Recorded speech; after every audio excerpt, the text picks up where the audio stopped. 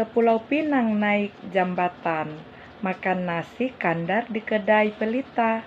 Ketika hamil, jagalah kesehatan agar bayi membesar sempurna. Halo Mams, ayo kita belajar bersama. Hai Mams, hari ini kita akan belajar sama-sama tentang buku KIA, utamanya untuk pemeriksaan ibu hamil. Jadi Mams, buku KIA ini yaitu buku kesehatan ibu dan anak, berisi informasi kesehatan tentang ibu, kesehatan sejak hamil, saat melahirkan, masa nifas, dan kelanjutan untuk mencatat kesehatan bayi baru lahir sampai anak balita kita berumur 5 tahun. Jadi Mams, buku ini sangat penting ya. Ayo kita belajar sama-sama. Mams, di sini tampilan depan buku KIA ya. Di mana buku KIA ini berwarna pink. Ini khusus untuk ibu dan buah hati. Jadi buku KIA ini akan kita pakai selama 6 tahun. Di masa kehamilan dan di 5 tahun pertama tumbuh kembang anak kita. Jadi di sampul depan buku KIA itu akan diisi nama ibu, nik ibu, nomor buku. Jadi ibu terregistrasi itu nomor berapa, dikeluarkan tanggal berapa, di kabupaten dan kota mana, provinsi, serta fasilitas kesehatan. Jadi Mams bisa mendapatkan buku ini secara gratis, boleh di puskesmas terdekat, boleh di pustu, puskesdes, maupun posyandu. Mams, di buku KIA ini itu kita akan mengisi identitas Mams, di mana pada buku KIA ini keren sekali loh. Kita bisa menempelkan foto Mams dengan suami, dan juga ada data-data pribadi Mams, di mana di situ akan diisi nama, nik, pembiayaan, apakah kita sudah memiliki jaminan kesehatan atau belum, nomor JKN, vaskes tingkat satunya, rujukan, tanggal lahir, golongan darah, dan lain-lain. Jadi Mams, jika berkunjung untuk memeriksakan kehamilannya, harap membawa KTP ya. Oh ya Mams, Mams sudah tahu tidak berapa kali seharusnya ibu hamil mendapatkan pemeriksaan kehamilan? Sesuai aturan pemerintah, ibu hamil itu harus 6 kali ya Mams untuk mendapatkan pemeriksaan kehamilan. Gampang aja nih cara ingatnya Mams. Pertama, di trimester pertama itu ibu hamil minimal mendapatkan 1 kali pemeriksaan kehamilan. Di trimester kedua, minimal ibu hamil mendapatkan 2 kali pemeriksaan kehamilan.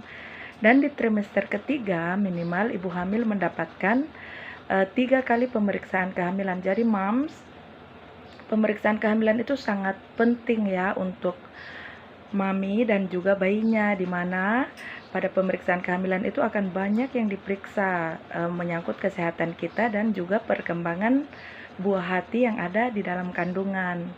Jadi di kolom ini Mams itu akan mengisi di mana tempat Mams memeriksakan kehamilan dan juga tanggal berapa Mams datang berkunjung ke bidan atau ke dokter. Jadi di buku KIA ini Mams akan mengisi tanggal dan tempat, dan selanjutnya tenaga kesehatan akan memberikan tanda tangan ya di buku KIA, tanda tangan atau paraf. Begitu ya Mams, jadi yang akan diperiksa itu sangat banyak ya, meliputi pemeriksaan fisik, lab, dan juga bisa pemeriksaan USG. Oh ya Mams, yang satu ini tidak kalah penting ya untuk seorang ibu hamil, yaitu mengkonsumsi tablet tambah darah. Di sini Mams, untuk mengontrol kita teratur atau tidak minum tablet tambah darah, itu kita bisa kerjasama dengan suami ya, ataupun kerabat lain untuk mengisi berapa banyak sih selama hamil ibu hamil Mams minum tablet tambah darah. Jadi setiap bulan itu Mams akan mendapatkan tablet tambah darah dari bidan maupun dokter. Jadi selama kehamilan, untuk mencegah terjadinya anemia pada ibu hamil, itu Mams minimal harus mengkonsumsi 90 biji tablet tambah darah ya. Diingat-ingat ya Mams, setiap malam wajib 1 butir tablet tambah darah.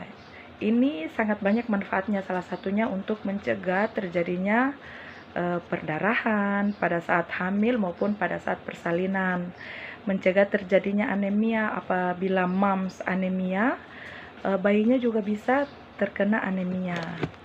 Bagaimana? Jadi sudah jelas persalinannya ditolong oleh siapa. Kalau normal ditolong oleh bidan, kalau tidak normal itu ditolong oleh dokter spesialis kandungan ya moms. Dan sudah harus jelas moms, apakah moms memiliki dana persalinan. Dana persalinannya itu dari mana?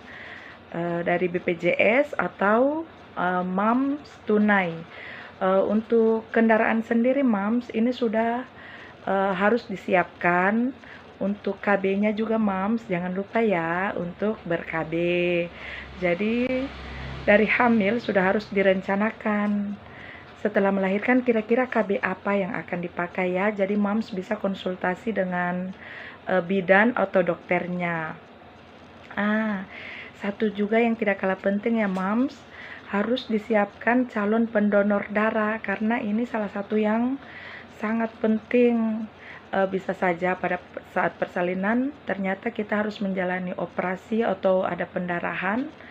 Jadi sudah jelas siapa yang akan mendonorkan darah untuk kita nanti. Begitu ya moms.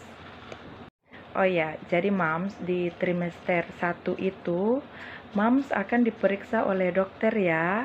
Di trimester 1 ini sangat penting pemeriksaannya. Kenapa harus dokter? Karena di trimester 1 ini moms akan mendapatkan pemeriksaan USG, dan dokter akan menanyakan riwayat-riwayat kehamilan sebelumnya, riwayat penyakit, bagaimana status tetanusnya, dan juga apakah ada masalah dengan kehamilan yang sebelumnya. Jadi di trimester 1 ini sangat penting ya moms untuk moms berjumpa dengan dokter.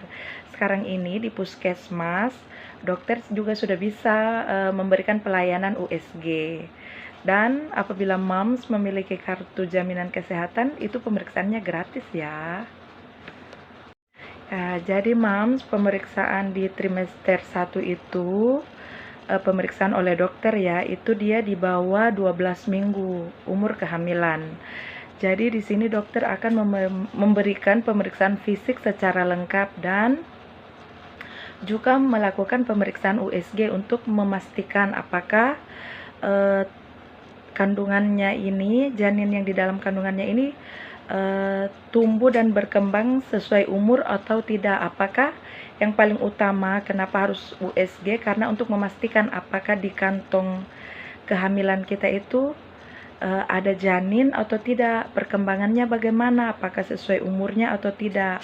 Dan selanjutnya moms itu juga akan ada pemeriksaan laboratorium, di mana pemeriksaan laboratorium ini akan diperiksa HB-nya moms berapa, gula darahnya berapa, hepatitis, sipilis, HIV itu juga semua akan diperiksa ya moms. Jadi sangat penting untuk para mami-mami yang sudah tahu sudah positif hamil untuk segera melakukan pemeriksaan ke dokter ya. Oh ya moms, selanjutnya di bawah umur 20 minggu kehamilan, moms wajib ya melakukan screening preeklamsi. Ini screeningnya dilakukan oleh dokter dokter di puskesmas, di mana pada screening ini dokter akan melakukan anamnesis tentang penyakit, riwayat penyakit yang moms derita entah sebelum hamil atau sementara hamil. Jadi dari screening ini apabila moms ternyata terdeteksi memiliki risiko untuk preeklamsi, jadi moms akan diberikan rujukan untuk pemeriksaan selanjutnya itu ya dengan dokter spesialis. Karena untuk kasus preeklamsi ini memang harus ditangani oleh dokter spesialis, karena akan ada obat-obatan yang diberikan kepada moms di mana kehamilan, persalinan dan juga nifasnya itu harus terkontrol ya Mams, harus dengan dokter spesialis kandungan. Oh ya Mams, di dalam buku KIA ini itu bidan akan mengisi grafik evaluasi kehamilan. Jadi ini grafik ini itu sangat penting ya Mams. Di sini bisa kita lihat kenaikan tekanan darah, apakah itu normal atau tidak, detak jantung bayi, nadi ibu, dan juga berat badan. Jadi dari grafik ini dapat diketahui Mams, apakah kehamilan Mams ini berjalan normal atau ada indikasi komplikasi. Contohnya seperti tekanan darah. Normalnya itu kan 120/90, 110/80. Jadi kalau umpamanya ternyata mengalami kenaikan, kemungkinan ada gejala hipertensi pada kehamilan dan bisa juga mengarah pada preeklamsi pada kehamilan. Jadi Mam sangat penting ya untuk melakukan pemeriksaan rutin setiap bulan atau minimal 6 kali selama kehamilan. Oh ya Mams, pada lembaran ini itu ada lembar pemantauan yang Mams sendiri yang lakukan. Jadi umpamanya Mams memiliki keluhan, itu Mams mengisi. Apabila keluhannya itu mengarah ke sesuatu kondisi yang kronik atau mengarah ke sesuatu yang membahayakan ibu dan bayi, itu Mams harus segera memeriksakan diri ke dokter atau bidan. Di trimester ketiga Mams akan ketemu lagi dengan dokter ya. Jadi di trimester ketiga itu mulai umur 32 minggu sampai 36 minggu. Jadi di sini dokter akan melakukan lagi pemeriksaan fisik, USG dan juga pemeriksaan laboratorium, dan ini semua Mams bisa Mams dapatkan di puskesmas terdekat. Jadi ini sangat penting ya Mams, ini bisa mendeteksi apakah kehamilan kita ini berjalan normal atau ada komplikasi. Jadi jika ada komplikasi Mams bisa segera mendapatkan pertolongan oleh dokter ahli. Mams, dari hasil pemeriksaan Mams itu akan diisi ya pada catatan pelayanan kesehatan oleh dokter. Jadi catatan ini akan sangat penting untuk mengetahui status kesehatan Mams selama hamil ya. Jadi Mams selama pemeriksaan kehamilan itu Mams akan mendapatkan pemeriksaan berupa penimbangan berat badan, pengukuran tinggi badan, pengukuran tekanan darah, pengukuran lila itu lingkar lengan atas ya.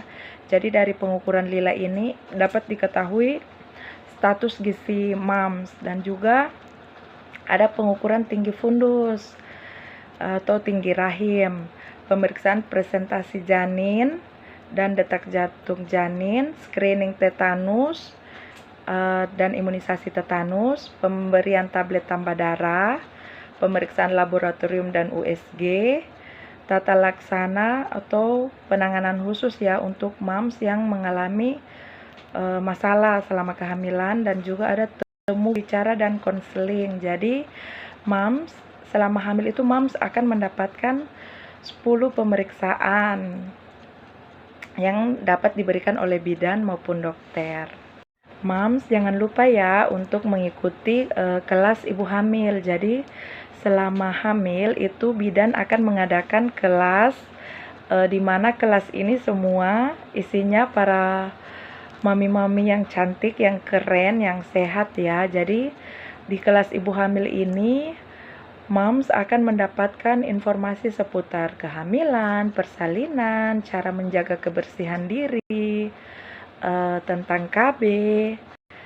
Jadi Mams dalam kelas ibu hamil ini kita akan banyak bertukar informasi seputar kehamilan dan persalinan. Oh ya Mams, buku KIA-nya rajin-rajin dibaca ya, karena di buku KIA ini informasinya sangat komplit.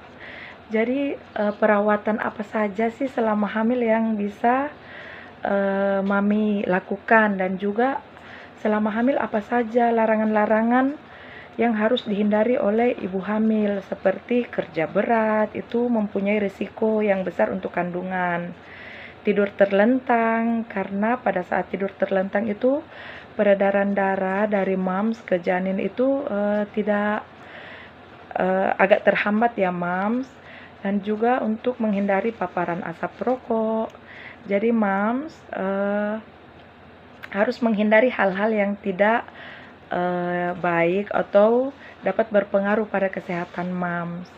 Di buku ini juga lengkap ya mams, porsi makan dan minum untuk ibu hamil itu juga sudah diberikan panduan. Jadi makanan seperti apa sih yang mams harus konsumsi setiap hari untuk kesehatan diri mams sendiri dan juga janin. Jadi di buku KIA ini sudah diberikan contoh yang dapat mams ikuti, dapat diterapkan dalam kehidupan sehari-hari. Contohnya karbohidrat, berapa banyak, protein berapa banyak, sayur-sayuran berapa banyak, dan juga buah-buahan. Jadi mams selama hamil konsumsilah makanan yang bergizi seimbang ya. Oh ya mams, jangan lupa aktivitas fisiknya harus ada. Walaupun kita hamil, kita tetap dapat melakukan aktivitas fisik yang ringan, yang tidak membahayakan ya mams. Bisa dengan jalan santai, menyapu, membersihkan rumah. Untuk aktivitas fisik yang dilarang itu seperti mengangkat beban yang berat, berenang, itu untuk selama hamil itu dihindari dulu. Setelah melahirkan, mams bisa melakukan aktivitas yang seperti semula. Tapi selama kehamilan juga, mams harus melakukan olahraga. Jadi selama hamil itu ada beberapa olahraga yang bisa kita ikuti ya mams. Di kelas ibu hamil biasanya itu diajarkan loh. Oh ya mams, apabila terdapat tanda bahaya pada kehamilan, seperti janin dirasakan kurang gerakannya atau sama sekali tidak bergerak, nyeri ulu hati, sakit kepala, ada perdarahan, itu mams jangan berdiam diri di rumah. Jadi segera hubungi bidan untuk melakukan pemeriksaan. Apabila memang dibutuhkan, mams dapat segera dirujuk untuk mendapatkan pertolongan kesehatan. Oh iya mams, di sini kita akan membicarakan tentang persiapan melahirkan. Jadi apa-apa saja sih yang harus mams siapkan dalam menghadapi persalinan. Jadi sebelum persalinan itu mams, ada beberapa yang harus kita siapkan. Pertama, kita harus sudah mengetahui kapan sih tafsiran persalinan kita, bulan berapa, dan keluarga atau pendamping juga sudah harus tahu ya tafsiran persalinan kita. Setelah itu, mams harus memastikan bahwa untuk menjelang persalinan, mams sudah memiliki jaminan kesehatan, karena ini akan sangat membantu mams sekalian ya. Selanjutnya yaitu rumah sakit atau puskesmas di mana akan mams melahirkan itu sudah harus ditentukan. Dan juga keperluan-keperluan bayi seperti baju-baju dan juga surat-surat seperti KTP, kartu keluarga itu sudah harus disiapkan. Selanjutnya yang tidak kalah penting mams, di sini calon pendonor darah itu sudah harus ada ya. Dan juga kendaraan. Kendaraan ini juga sudah harus disiapkan. Ke puskesmas atau ke rumah sakit akan naik kendaraan siapa, dan juga di sini kan ada amanat persalinan, jadi kita harus menyepakati amanat persalinan yang sudah kita sepakati bersama. Dan juga yang jangan lupa mams, rencanakan KB sebelum persalinan itu kita sudah harus tahu kita akan ber-KB apa. Jadi ini sangat penting ya mams untuk menjaga kesehatan diri kita. Semoga video ini bermanfaat ya untuk moms yang sedang hamil, yang sekarang ini sedang mempersiapkan kehamilannya, persalinannya, dan juga nifas yang sehat. Jadi Moms, di sini kita hanya membahas tentang kehamilan dulu ya. Semoga video ini bermanfaat untuk Moms. Dan dari saya sebagai bidan, buku kianya jangan disimpan Moms. Buku kia itu sangat banyak informasi seputar kehamilan yang bisa Moms dapatkan. Jadi kalau bisa buku kianya itu sering-sering dibaca ya Moms, karena informasinya itu sangat lengkap tentang kehamilan, persalinan, bayi baru lahir, KB, makanan, semuanya itu sudah disusun secara lengkap. Jadi Moms, semoga kehamilannya berlancar dengan sehat, selamat. Momsnya jangan lupa harus bahagia ya. Terima kasih sudah menonton video ini. Assalamualaikum.